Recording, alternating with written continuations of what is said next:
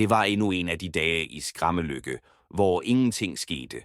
Rasmus og Otto havde brugt formiddagen på at køre rundt i Rasmus' gamle Toyota, mens de spekulerede på, om livet nogensinde ville tage en drejning. Men lige nu sad de som sædvanligt ved busstoppestedet og delte en flaske af den hjemmelavede brombærlikør, som Otto altid insisterede på at lave, selvom det smagte som ren terpentin. Otto, jeg har tænkt på noget, begyndte Rasmus og kiggede op på den halvtomme flaske. Hvis vi nu var fanget herude på landevejen, uden mad og uden penge til at købe noget, hvad fanden ville vi gøre? Otto tog en slurk og kiggede tænksomt ud over markerne. Du mener, hvis sulten virkelig sparkede ind, og der var intet? Jeg ved ikke, mand. Jeg har hørt nogen sige, at hvis det bliver rigtig slemt, kan man jo altid koge en gråspurv. Rasmus grinte højt og slog Otto på skulderen. En gråspurv? Hvad fanden, Otto? Du kan jo ikke koge en fugl, der er mindre end en cigaret. Der er ikke kød på sådan en. Men okay, lad os sige, vi fanger en... Hvad så? Otto trak på skuldrene, som om det var verdens mest åbenlyse ting. Du koger den bare. Smider den i vand, koger den op. Så har du et lille, men seriøst måltid. Desperation gør dig kreativ, du ved. Rasmus rystede på hovedet. Du er fandme gal, mand. En gråspurv. Hvis vi er så sultne, burde vi nok lede efter noget større, som en hund eller noget. Men hey, lad os prøve. Hvis vi ser en gråspurv i dag, så fanger vi den, og vi koger den fandme. De fortsatte deres diskussion, indtil det pludselig skete. En lille gråspurv landede ikke langt fra dem. Den hoppede rundt, uvidende om de to mænd, der sad og stirrede på den, som et par sultne hyæner. Det er nu, Otto. Rasmus rejste sig halvhjertet, klar til at kaste sig over det lille dyr, selvom han ikke anede, hvordan han ville få fat i det. Men før han kunne tage et skridt, fløj gråspurven op i luften og var væk på få sekunder. De stod begge og kiggede efter den, mens deres håb om at teste teorien om kogt gråspurv langsomt fløj væk med den. Så meget for den plan, mumlede Otto og satte sig tilbage på bænken. Men Rasmus var ikke færdig.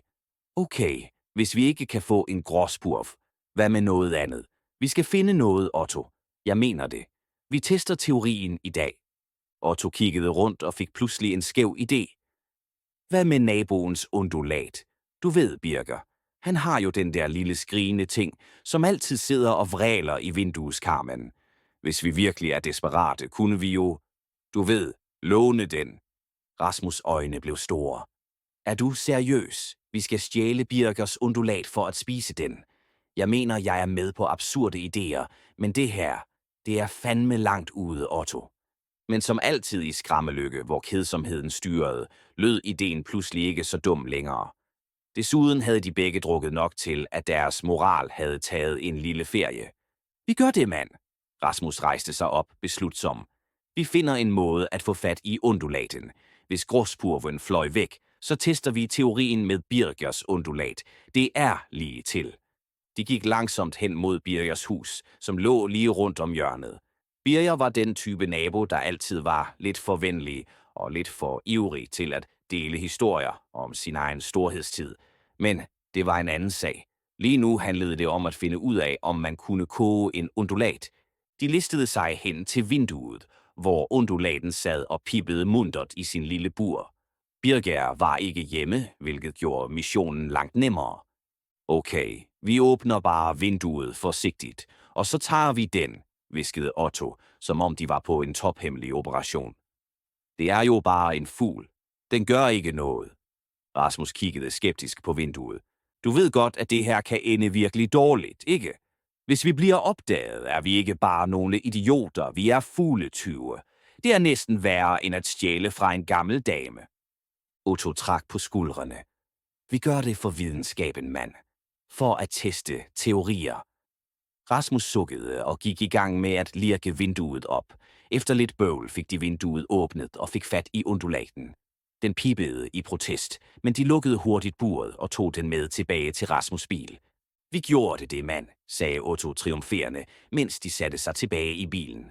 Nu skal vi bare finde ud af, hvordan vi koger den. Jeg har engang set noget om bål i en YouTube-video, så jeg er ret sikker på, at vi kan klare det. De kørte ud mod en lille lysning i skoven, hvor de havde lavet bål før, dog normalt til at grille pølser og ikke små, stjålne fugle.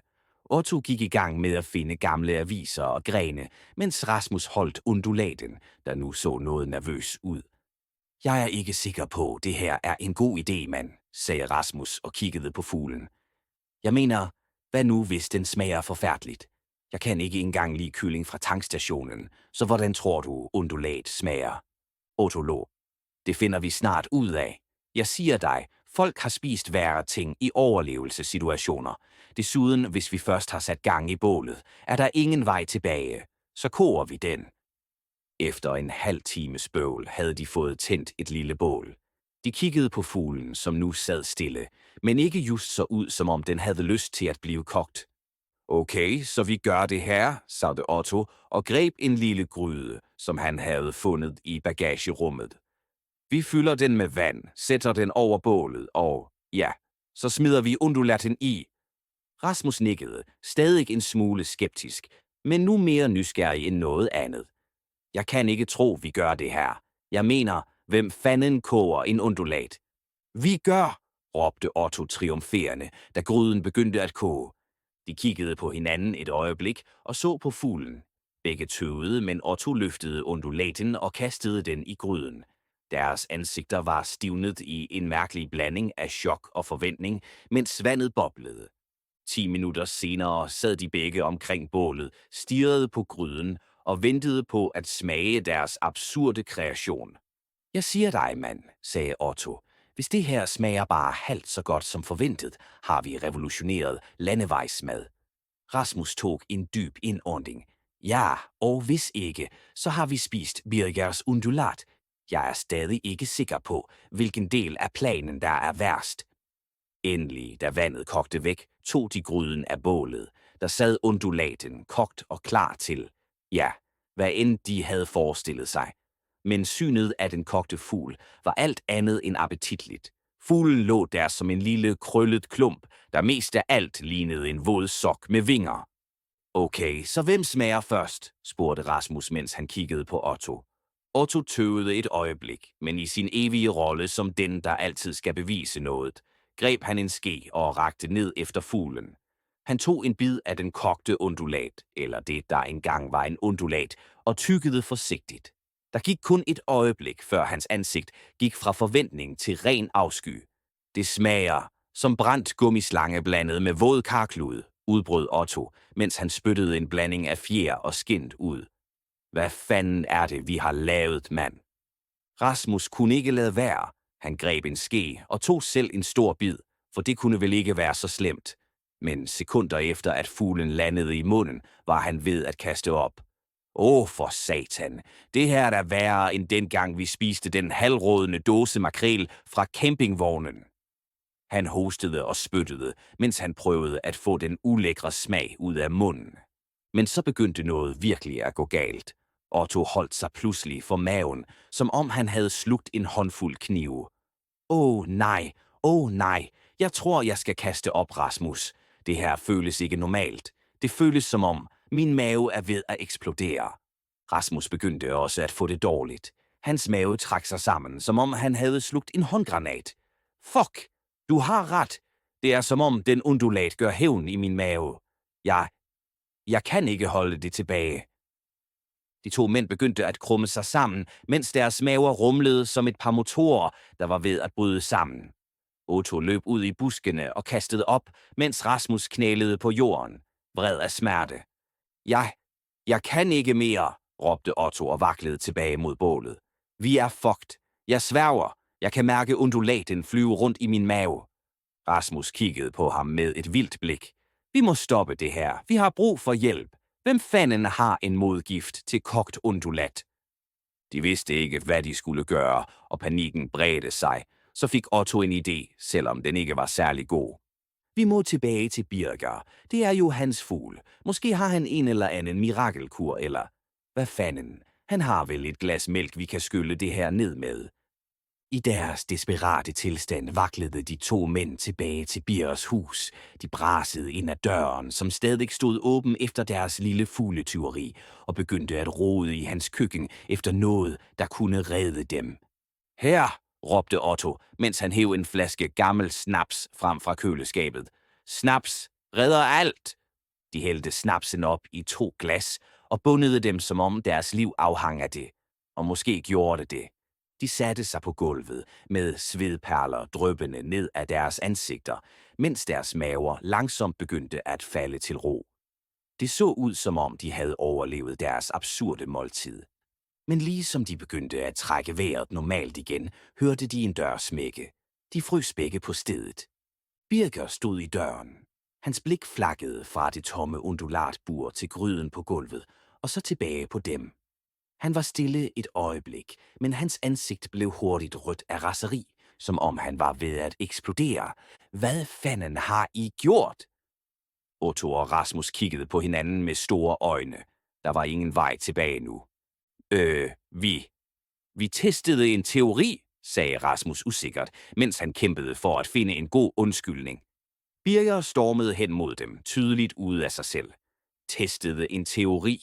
I kogte min undulat for fanden. Den fugl var alt, hvad jeg havde tilbage, efter min ekskone tog det hele. Og nu har I gjort den til suppe. Vi troede, man kunne spise en gråspurv, hvis sulten akut melder sig, og så blev det din undulat i stedet, sagde Otto og skar ansigt, som om det var en fuldt ud logisk forklaring. Birger stod stille et øjeblik. Så bøjede han sig ned, tog fat i gryden og kastede den mod dem. Gryden fløj gennem rummet, ramte væggen og sendte resterne af den kogte fugl flyvende gennem luften. I er vanvittige. Jeg vil se jer begge dø af det her. Hørte I det? Dø! Birger var rød i hovedet som en kogt hummer og begyndte at skrige, mens han stormede mod dem. Otto og Rasmus skreg i kor og løb ud af huset så hurtigt de kunne. De væltede ind i hinanden på vej ud af døren og sprintede mod bilen, stadig med smagen af kogt undulat i munden og Birgers vrede brøl i ørerne. De kastede sig ind i bilen og startede motoren, der brummede utilfreds, som om den også havde fået nok af deres eventyr. De kørte væk i fuld fart, mens Birger stod i døren og rystede næven mod dem. Vi gjorde det, råbte Otto gennem latter og hosten, mens de kørte væk. Vi overlevede, mand. Men jeg tror, vi skal holde os fra fugle fremover. Kunne du lide Rasmus og Ottos vanvittige eventyr, så er der gode nyheder. Gå ind på levemænd.dk og tilmeld dig ventelisten, så får du besked lige så snart den fysiske bog med 50 plus skøre historier lander. Og husk at abonnere her på kanalen, hvis du vil have flere grin og flere roadkill-historier, der er lige så flade som dyrene på vejen.